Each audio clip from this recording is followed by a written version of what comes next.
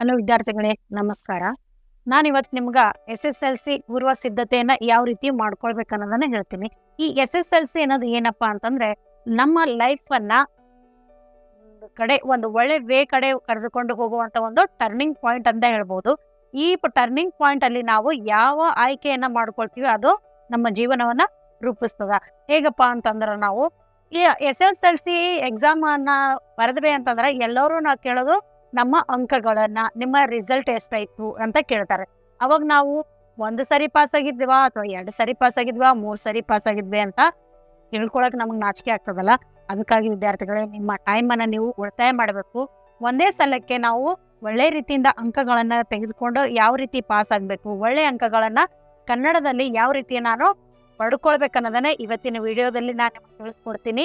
ಸಮಯ ಅಮೂಲ್ಯವಾದದ್ದನ್ನು, ಸಮಯವನ್ನ ವ್ಯರ್ಥ ಮಾಡದೆ ಯಾವ ರೀತಿಯಾಗಿ ನೀವು ಕನ್ನಡವನ್ನ ಅಭ್ಯಾಸ ಮಾಡ್ಕೊಳ್ಬೇಕನ್ನೋದನ್ನ ಈ ವಿಡಿಯೋದಲ್ಲಿ ನಾನು ನಿಮಗೆ ಕುಲಂಕುಷವಾಗಿ ಹೇಳ್ತೀನಿ. ನನ್ನ ವಿಡಿಯೋನ ಲೈಕ್ ಮಾಡಿ, ಸಬ್ಸ್ಕ್ರೈಬ್ ಮಾಡಿ, ಮತ್ತೆ ಆದಷ್ಟು ನಿಮ್ಮ ಗೆಳೆಯರಿಗೆ ಶೇರ್ ಮಾಡಿ. ಕನ್ನಡದಲ್ಲಿ ಏನಿರುತ್ತಪ್ಪ, ಏನನ್ನ ಓದ್ಬೇಕು, ಯಾವ ರೀತಿ ಓದ್ಬೇಕು, ಯಾವುದಕ್ಕೆ ಎಷ್ಟು ಇಂಪಾರ್ಟೆಂಟ್ ಅನ್ನ ಕೊಡ್ಬೇಕನ್ನೋದನ್ನ ನೋಡಿ. ಏನು ಆಗುತ್ತೆ ಕನ್ನಡದಲ್ಲಿ ದ್ವಿತೀಯ ಭಾಷೆಯನ್ನ ಅಭ್ಯಾಸ ಮಾಡುವಂತ ಮಕ್ಕಳಿಗೆ ಕನ್ನಡದಲ್ಲಿ ಫಸ್ಟ್ ಆಗಿ ಏನ್ ಬರುತ್ತೆಪ್ಪ ಅಂತಂದ್ರೆ ಒಂದು ವಾಕ್ಯದಲ್ಲಿ ಉತ್ತರ ಪ್ರಶ್ನೆಗಳು. ಒಂದು ವಾಕ್ಯದಲ್ಲಿ ಎಷ್ಟು ಬರುತ್ತೆ ಅಂದ್ರೆ 4 ಪ್ರಶ್ನೆಗಳು ಬರುತ್ತೆ. ಅದು ಅಬ್ಜೆಕ್ಟಿವ್ ಟೈಪ್ ಆಗಿರ್ಬೋದು, ಅಂದ್ರೆ ಒಂದು ಸಂಧಿ ಆಗಿರ್ಬೋದು, ಅಥವಾ ಇನ್ನೊಂದು ಶಬ್ದಗಳ ಅರ್ಥ ಆಗಿರ್ಬೋದು, ಇನ್ನೊಂದು ಅಲಂಕಾರ ಆಗಿರ್ಬೋದು. ಈ ರೀತಿಯಾದಂತ 4 ಪ್ರಶ್ನೆಗಳು ಬರ್ತಾ ಇದ್ದಾವೆ. ನಾನು ಯಾವುದೇ ಆದಂತ ನನ್ನ ಸ್ವಇಚ್ಛೆಯಿಂದ ಯಾವ್ದು ಹೇಳ್ತಾ ಇಲ್ಲ. ನಾನು ಕೈಯಲ್ಲಿ ನನ್ನ ಮಾಡಲ್ ಪೇಪರ್ ಅನ್ನ ಇಟ್ಕೊಂಡೆ ಹೇಳ್ತಾ ಇದ್ದೀನಿ. ಎರಡನೇದಾಗಿ ಏನ್ ಬರುತ್ತಪ್ಪ ಅಂತಂದ್ರೆ 2-3 ವಾಕ್ಯಗಳಲ್ಲಿ ಉತ್ತರಿಸುವಂತ ಪ್ರಶ್ನೆಗಳು ಬರ್ತವೆ. ಅವು ಎಷ್ಟು ಬರುತ್ತೆ ಅಂತಂದ್ರೆ 12. ಅಂದ್ರೆ ಇದು ಪಾಠ ಆದ ನಂತರ ಏನ್ ಚಟುವಟಿಕೆ ಕೊಡ್ತಾರಲ್ಲ ಅವುಗಳನ್ನ ನೀವು ಅಭ್ಯಾಸ ಮಾಡಬೇಕು. ಮೂರನೇದಾಗಿ ಏನ್ ಬಂತು ಅಂತಂದ್ರೆ 2-3 ವಾಕ್ಯಗಳಲ್ಲಿ ಉತ್ತರಿಸುವಂತ ಪ್ರಶ್ನೆಗಳು. 2-3 ಅಂತಂದ್ರೆ ಈಗ ರೈತರು ಎದುರಿಸ್ತಿರುವ ಸಮಸ್ಯೆಗಳು ಯಾವುವು ಆಗಿರ್ಬೋದು, ಕೃಷಿಕನು ನಾಡಿನ ಬೆನ್ನೆಲುಬು ಹೇಗೆ ವಿವರಿಸ್ರಿ. ಈ ತರದ ಪ್ರಶ್ನೆಗಳು ಎಷ್ಟಿರುತ್ತವೆ ಅಂತಂದ್ರೆ 8 ಪ್ರಶ್ನೆಗಳಿರ್ತಾವೆ. ಮೂರನೇ ಪ್ರಶ್ನೆ ಅಂತಂದ್ರೆ 2-3 ವಾಕ್ಯಗಳಲ್ಲಿ ಉತ್ತರಿಸುವಂತದ್ದು 8 ಪ್ರಶ್ನೆ. ಇದು 4, ಇದು 12, ಇದಕ್ಕೆ ಮತ್ತೆ 8 ಅಂತಂದ್ರೆ 16 ಮಾರ್ಕ್ಸ್ ಆಗಿರ್ತವ. ಮತ್ತು 4ನೇದಾಗಿ ಬಂದು ಏನಿರುತ್ತೆ ನಮ್ಮ ಕನ್ನಡ ಕ್ವಶನ್ ಪೇಪರ್ ನಲ್ಲಿ ಅಂತಂದ್ರ ಕವಿ ಕಾವ್ಯ ಪರಿಚಯ ಆಗಿರ್ಬೋದು. ಕವಿ ಕಾವ್ಯ ಪರಿಚಯನ ನೀವು ಚೆನ್ನಾಗಿ ನೆನ್ಪಿಟ್ಕೊಳ್ಬೇಕು. ಎಲ್ಲರ ಕವಿ ಕಾವ್ಯ ಪರಿಚಯನ ನೀವು ನೆನ್ಪಿಟ್ಕೊಳ್ರಿ ಅಂದ್ರೆ ನಿಮ್ಮ ಜೇಬಲ್ಲಿ 3 ಮಾರ್ಕ್ಸ್ ಇದಾವೆ ಅಂತ ತಿಳ್ಕೊಳ್ಬೇಕು. ಯಾವ ಕವಿ ಕಾವ್ಯ ಪರಿಚಯ? ಫಾರ್ ಎಕ್ಸಾಂಪಲ್ ಬಸವರಾಜ್ ಸಾದರ್ ಆಗಿರ್ಬೋದು, ಬಸವರಾಜ್ ಸಬರದ್ ಆಗಿರ್ಬೋದು, ಪಂಡಿತ ಆರಾಧ್ಯ ಆಗಿರ್ಬೋದು, ಅಕ್ಕ ಮಹಾದೇವಿ ಆಗಿರ್ಬೋದು, ಬಸವಣ್ಣನ ಆಗಿರ್ಬೋದು. ಇವರ ಕೃತಿ, ಕಾಲ, ಸ್ಥಳ ಮತ್ತ ಪ್ರಶಸ್ತಿಗಳನ್ನ ನೀವು ಕಾಲಾನುಕ್ರಮದಲ್ಲಿ ಅಥವಾ ವಾಕ್ಯದಲ್ಲಿ ಬರೆದ್ರೆ ಅದಕ್ಕೆ 3 ಮಾರ್ಕ್ಸ್ ಅನ್ನ ನೀವು ಈಸಿಯಾಗಿ ಪಡ್ಕೊಳ್ಬಹುದು.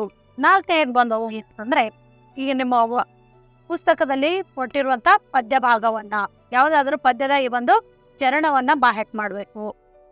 ಫಾರ್ ಎಕ್ಸಾಂಪಲ್ ಬೋಧಿ ವೃಕ್ಷದ ಹಾಡು ಆಗಿರ್ಬೋದು, ಸವಿ ಚೈತ್ರ ಆಗಿರ್ಬೋದು.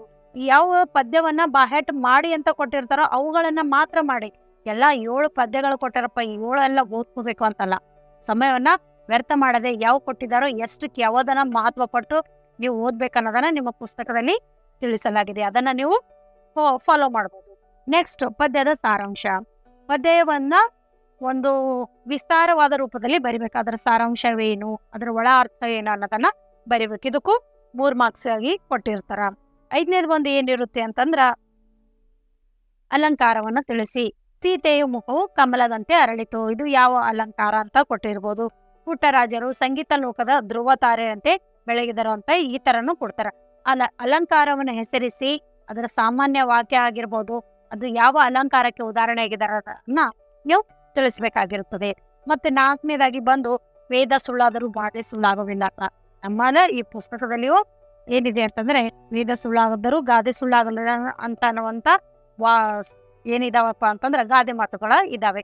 ಗಾದೆ ಮಾತುಗಳು ನಿಮ್ಮ ಪುಸ್ತಕದಲ್ಲಿ ಕೆಳಗೆ ಏನಿರ್ತವಲ್ಲ, ಪಾಠ ಆದ ನಂತರ ಪೇಜಿನ ಕೆಳಗೆ ಅಂದ್ರೆ ಬಿಲೋ ಏನಿರ್ತಾವಲ್ಲ ಆ ಗಾದೆ ಮಾತುಗಳನ್ನ ಸ್ವಲ್ಪ ನೋಡ್ಕೋಬೇಕು. ಈಗ 8 ಗಾದೆ ಮಾತುಗಳು ಇರ್ತಾವ. ಕೈ ಕೆಸರಾದರೆ ಬಾಯಿ ಮೊಸರು, ಹಾಸಿಗೆ ಇದ್ದಷ್ಟು ಕಾಲು ಚಾಚು, ಅಡಿಗೆಗೆ ಹೋದ ಆನೆ ಕೊಟ್ಟರು ಬಾರದು. ಇಂಥ ಎಲ್ಲಾ ಗಾದೆ ಮಾತುಗಳನ್ನ ನೀವು ನಿಮ್ಮ ಸ್ವಂತ ವಾಕ್ಯದಲ್ಲಿ ಬಳಸಿದ್ರು ಸಹ ನಿಮಗೆ ಕಟ್ಟಿಟ್ಟ ಬುತ್ತಿಯಾಗಿ ಮಾರ್ಕ್ಸ್ ಕೊಡ್ಲೇಬೇಕು ಅವರು. ಕೊಡ್ತಾರೆ. ಯಾಕಂದ್ರೆ ಅದು ಗಾದೆ ಮಾತಿನ ಒಳ ಅರ್ಥವನ್ನ ನೀವು ಬರೆಯುವಂಥದ್ದು.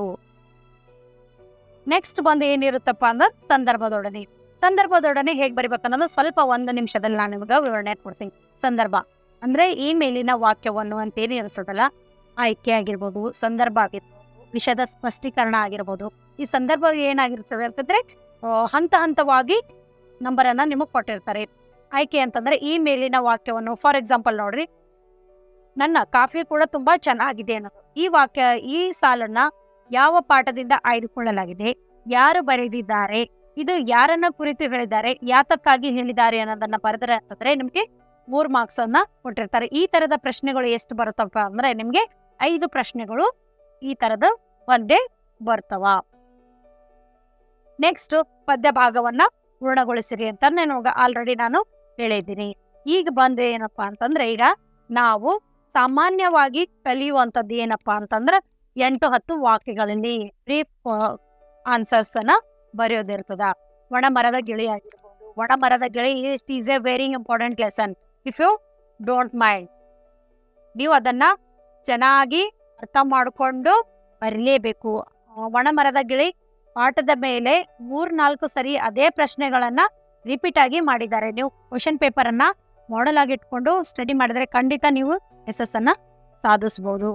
8-10 ವಾಕ್ಯಗಳಲ್ಲಿ ಕೇವಲ ಒಂದೇ ಒಂದು ಪ್ರಶ್ನೆ ಬರುತ್ತದೆ. ಅದು ಯಾವ್ದಾದ್ರೂ ಬರ್ಬೋದು.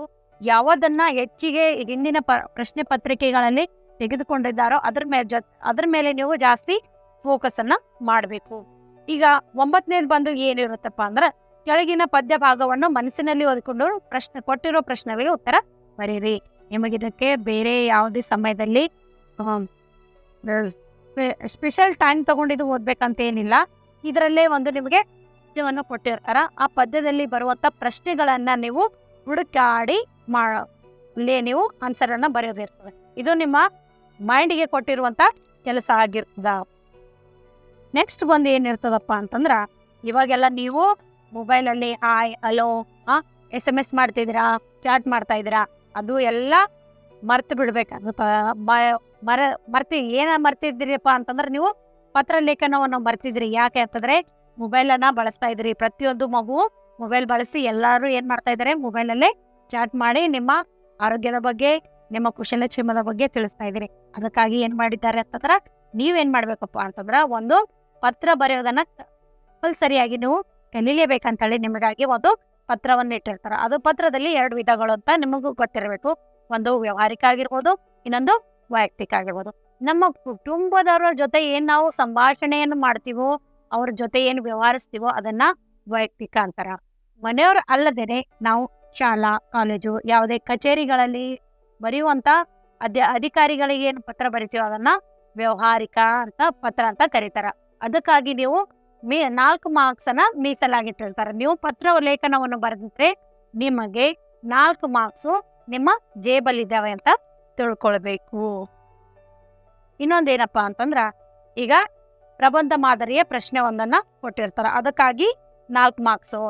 ಫಾರ್ ಎಕ್ಸಾಂಪಲ್ ಯಾವ್ದಪ್ಪ ಅಂದ್ರ, ಬಾಲ್ಯ ವಿವಾಹದಿಂದ ಆಗುವಂತ ಕೆಡುಕುಗಳೇನು, ಅನಾಹುತಗಳೇನು, ಬಾಲ್ಯ ವಿವಾಹನ ಯಾಕೆ ತಡೆಗಟ್ಟಬೇಕು, ಬಾಲ್ಯ ವಿವಾಹದಿಂದ ನಮ್ಗೆ ಏನೇನ್ ತೊಂದರೆ ಆಗ್ತಾ ಹೋದಾವೆ ಅಂತ ವಿಷಯವನ್ನ ನೀವು ಯಾವ ರೀತಿ ಮಂಡಿಸ್ತಿರೋ ಅದರ ಮೇಲೆ ಅಂಕಗಳು ಆಧಾರವಾಗಿರ್ತವ.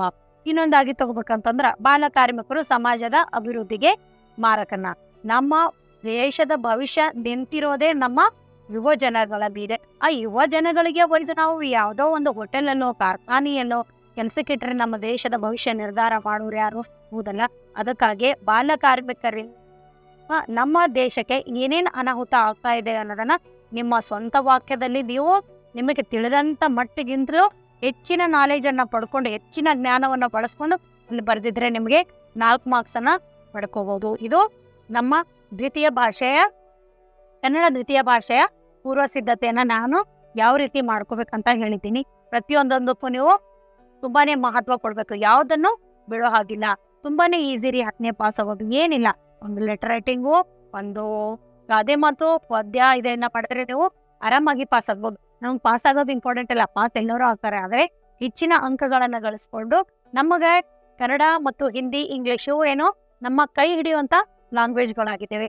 ಈ ಅಂಕಗಳನ್ನ ನಾವು ಈ ಸಬ್ಜೆಕ್ಟ್ ಅಲ್ಲಿ ಒಳ್ಳೆ ಅಂಕಗಳನ್ನು ತೆಗೆದುಕೊಂಡ್ರೆ ನಮ್ಮ ರಿಸಲ್ಟ್, ನಮ್ಮ ಫಲಿತಾಂಶ ಏನಾಗ್ತದೆ ಒಳ್ಳೆ ರೀತಿಯಿಂದ ಬರ್ಬೋದು ಅಂತ ಹೇಳ್ತಾ ಇಲ್ಲಿಗೆ ನನ್ನ ವಿಡಿಯೋನ ಮುಗಿಸ್ತೀನಿ. ನಾಳೆ ನಾನು ಮತ್ತೆ ಮುಂದಿನ ವಿಡಿಯೋದಲ್ಲಿ ಹೆಚ್ಚಿನ ಮಾಹಿತಿಗಾಗಿ ಮತ್ತೆ ನಮ್ಮ ಕನ್ನಡ ಭಾಷೆಯಲ್ಲಿ ಏನೇನ್ ಬಳಸಬೇಕು, ಯಾವ ರೀತಿ ಪ್ರಶ್ನೆ ಪತ್ರಿಕೆನ ವಿವರಿಸಬೇಕು, ಯಾವ ರೀತಿ ಬರಿಬೇಕು, ಏನೇನು ಓದ್ಬೇಕು ಅನ್ನೋದ ಹೆಚ್ಚಿನ ಮಾಹಿತಿಯೊಂದಿಗೆ ಮತ್ತೆ ಬರ್ತೀನಿ. ಮತ್ತೆ ಸಿಗೋಣ. Bye bye, take care, good luck.